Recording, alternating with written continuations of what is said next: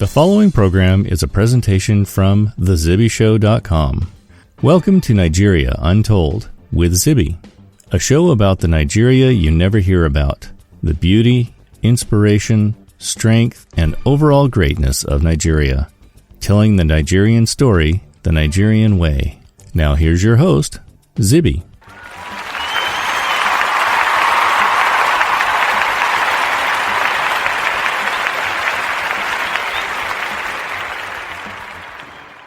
Hey guys, welcome to Nigeria Untold with me, Zibby. Absolutely thrilled to have you here with me this beautiful Sunday.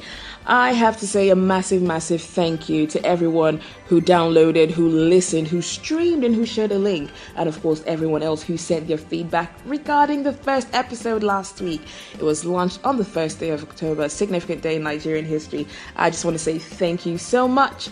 And I'm going to address feedback really quickly. If you live in Nigeria, you understand that, sometimes internet can be pretty expensive. So to our Nigerian listeners who raised the subject of internet allowance, you have absolutely nothing to worry about.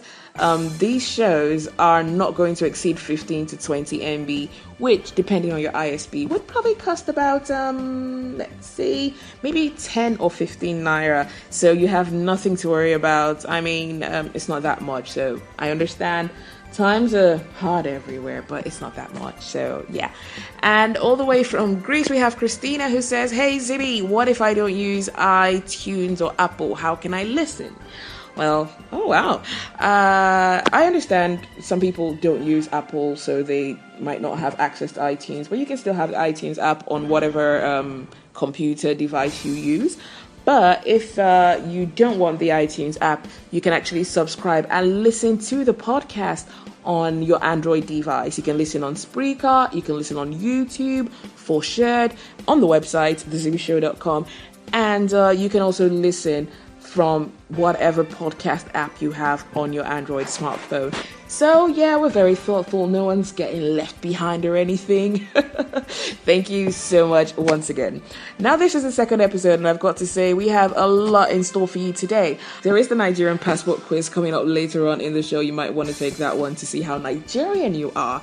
And of course, if you want to learn a little bit of Niger 101, there's also a chance to do that in the show. All you need to do is grab a notepad and your pen, because you need to be taking those notes.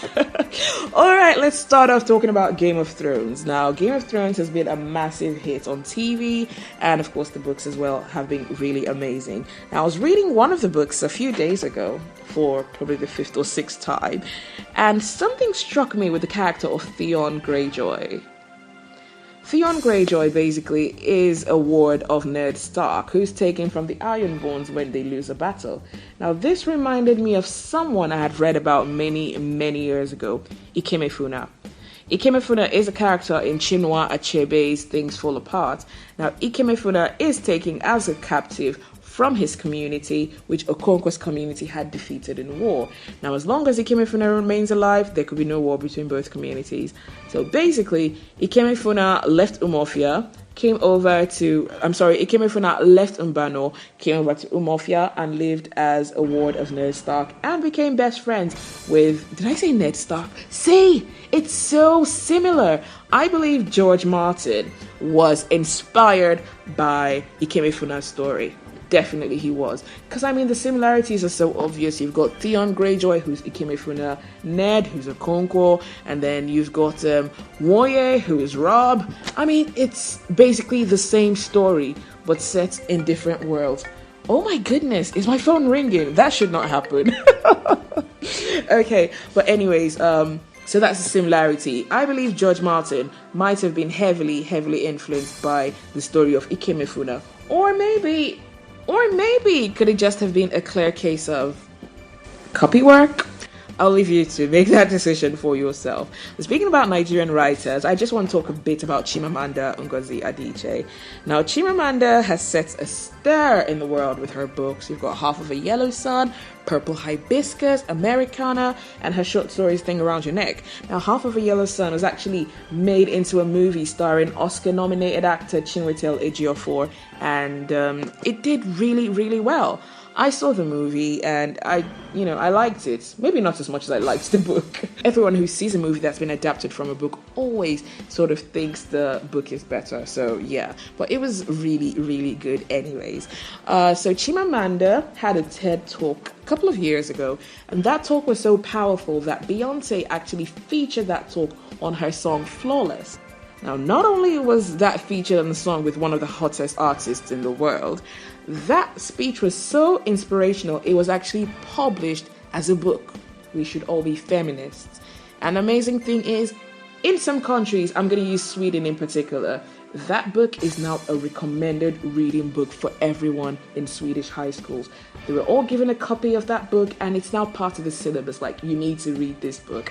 So it's amazing that Chimamanda has transcended from being a writer to such an inspirational person who's inspiring lots of young women all over the world. So that is absolutely, absolutely something that I'm pretty certain is something to be proud of. It really is. And of course, it's good to be proud, but then there is the message which was deemed appropriate for people, that it's required to be read. So that's absolutely, absolutely amazing. We're gonna talk a bit about some other things, but right now, let's get our notepads ready because it's time for Niger 101. This is Niger 101. Did you know that when it's rainy and sunny at the same time, a lioness is giving birth?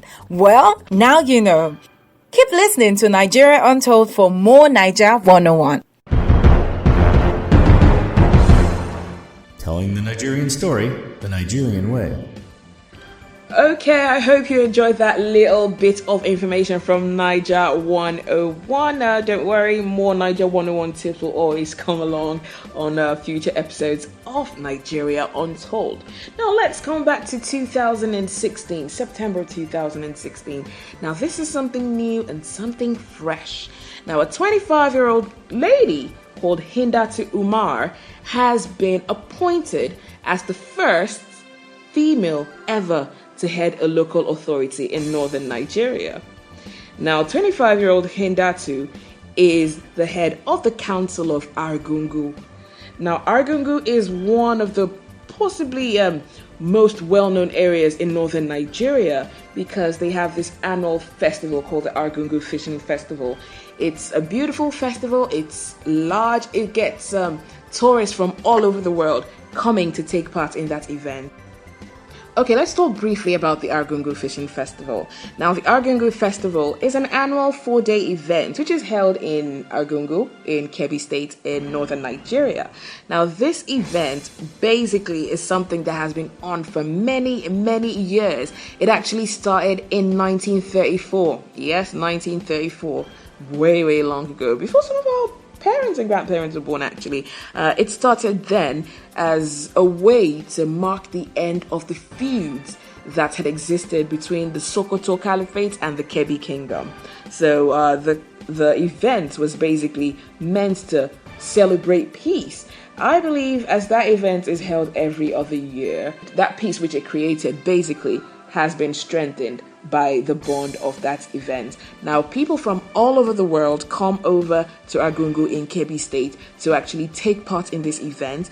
On the final day, there is a sort of contest where people line up, jump into the river and try to get the biggest fish.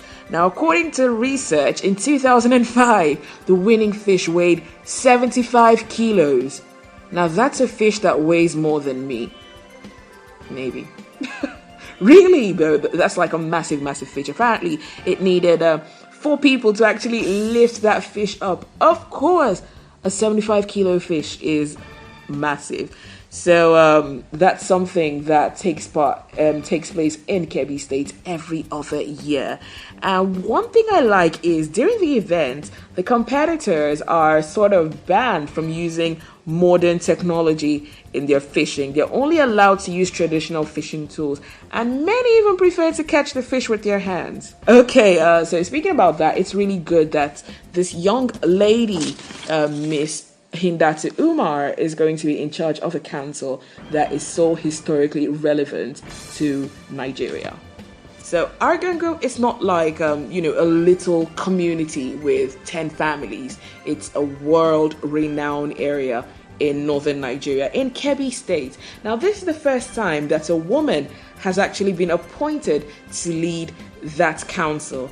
Now, in Nigeria, especially in some areas in northern Nigeria, and actually a lot of areas in all over Nigeria, it's not very common to have a female head a council.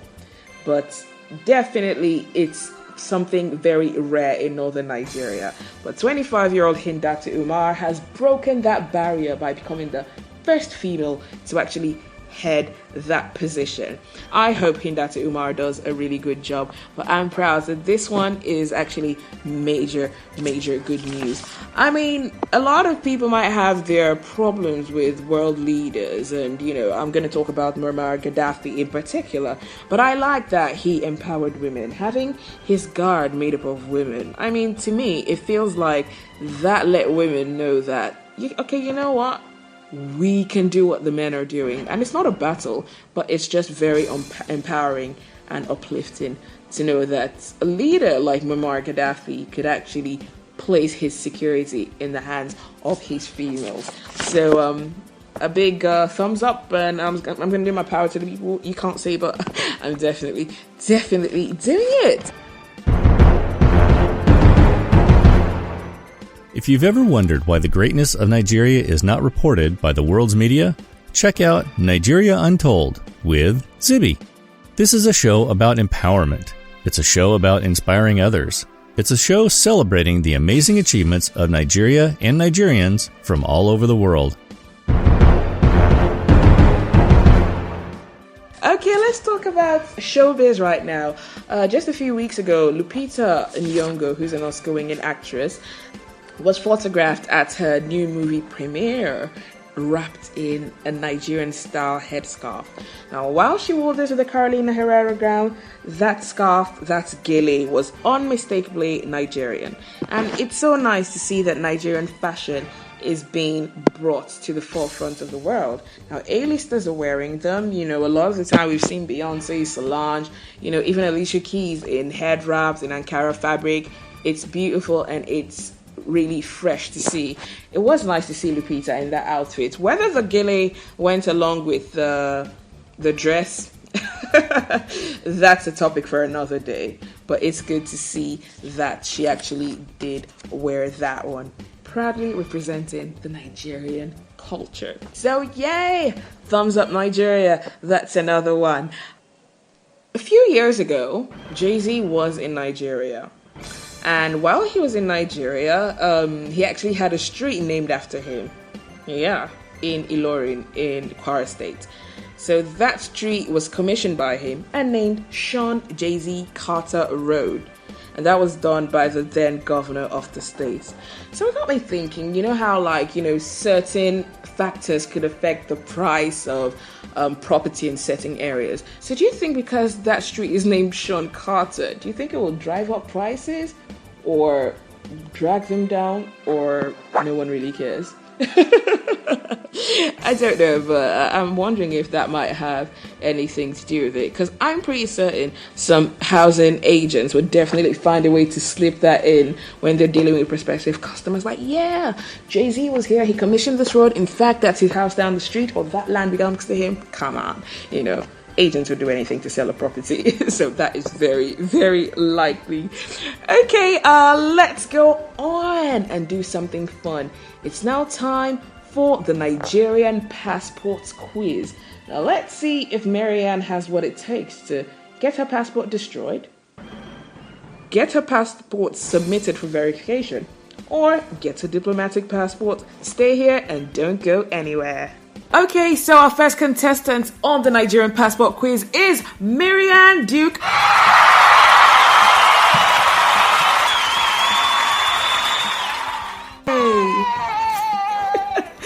All right, Marianne, this is a quiz that will let us determine how Nigerian you are.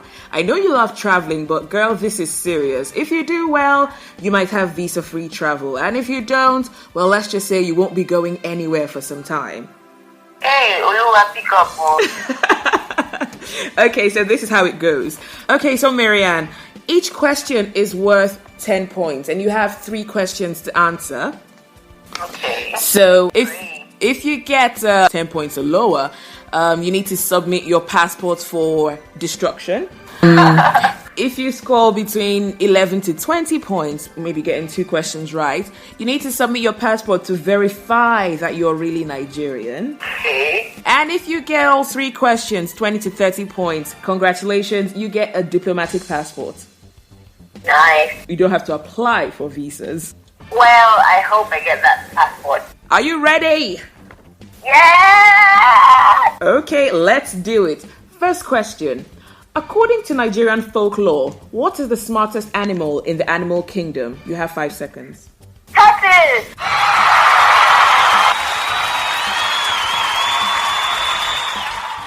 Okay, second question.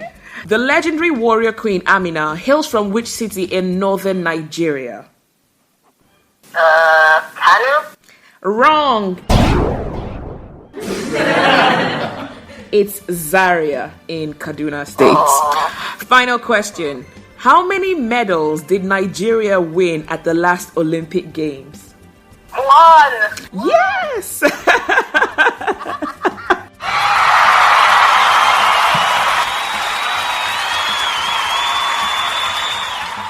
All right, congratulations, Marianne. Oh, can I say congratulations? Because I mean... I lost just 1. Yeah, you lost just 1. Okay, you know what? Can you guys give me half a passport? Okay, we'll just renew your passport for free. We'll renew your passport for free. Oh, wow. All right, thank you so much, Marianne.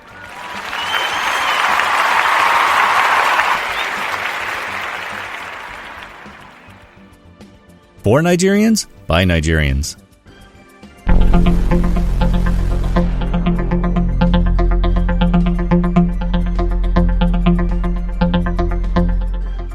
In 2014, a 17-year-old Ghanaian called Kwesi Enin actually made a lot of headlines all over the world when he was accepted at all 8 Ivy League schools.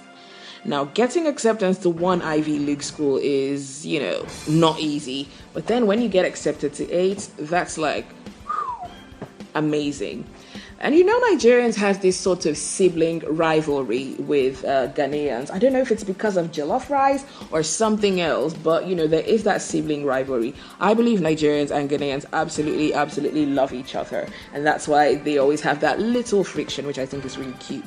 So while Kwesi Enin did that, a Nigerian somewhere was nodding and saying, you know what, I can do that as well. And guess what? A year later, Harold Eke also got accepted to all 8 Ivy League schools. Okay, so Harold was born in Nigeria, lived in Nigeria up until he was 8 years old, and then moved to the United States with his family. Now, he has detailed about how he struggled to adjust. Moving from your comfort zone to a different country is always very difficult. And he spoke about how, even in American history classes, he had no idea what was going on. He was like a fish out of water. But he was able to somehow channel all that, work very hard, and get himself to the top.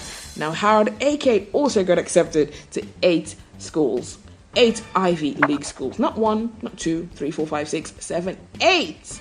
Okay, now that is a massive fit. Ghana 1, Nigeria 1. I'm pretty sure Harold is doing very well right now, and his story is one that can definitely inspire people from all over. So always do your best and not give up. On that note, I've got to say thank you so much for being here with me. I had a great time. Thank you, Marianne. It was fun not giving you that diplomatic passport. I've got to say I truly enjoy talking with you. So if you'd like to catch up with me on my socials, you can do that on Instagram. It's Countess_Zibby. On Twitter, it's at ZibbyJ, and on Facebook, it's The Zibby Show. Don't forget to rate the episodes, and don't be afraid to leave me 5 stars on iTunes or give me a thumbs up on YouTube and Spreaker. I would really appreciate it, okay? And of course, subscribe. I'm Zibby, your host from Nigeria Untold. See you next time. Thanks for listening to Nigeria Untold with Zibby. Download and listen to new episodes every Sunday via iTunes, Spreaker, and YouTube. For all links and contact information, please visit the website www.thezibbyshow.com.